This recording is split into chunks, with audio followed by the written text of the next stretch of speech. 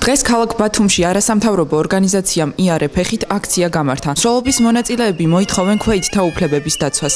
ისინი აღნიშნავენ, რომ ამ კატეგორიის მოქალაქეების უფლებები ყოველდღიურად ირღვევა. ამიტომ ხელისუფლებასა და საკანონმდებლო ორგანოს კანონის გამკაცრებისკენ მოუწოდებენ. ჩვენ ბათუმელები გამოვეხმაურეთ ამას იმისთვის, რომ დაცული იქნას ქვეითთა უფლებები. დღეს საქართველოში მართლა ძალიან დიდი პრობლემაა და ფეხით მოსიარულეთა უფლებები ყოველდღიურად ირღვევა.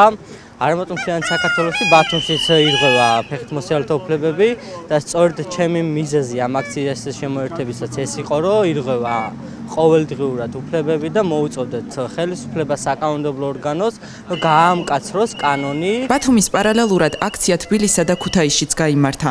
გადადი ზებრაზე, გზა დაუთმე ქვეითს, დაიცავით საგზაო წესები. მსვლელობის მონაწილეები ამ შინაარსის ლოზუნგებით გადაადგილდებოდნენ სხვადასხვა ქალაქში. მსვლელობის მონაწილეებს შორის ძირითადად ახალგაზრდები იყვნენ, რომლებიც გაერთიანდნენ ერთი იდეის გარშემო. შეუქმნან საზოგადოებას საგზაო უსაფრთხოების პირობები.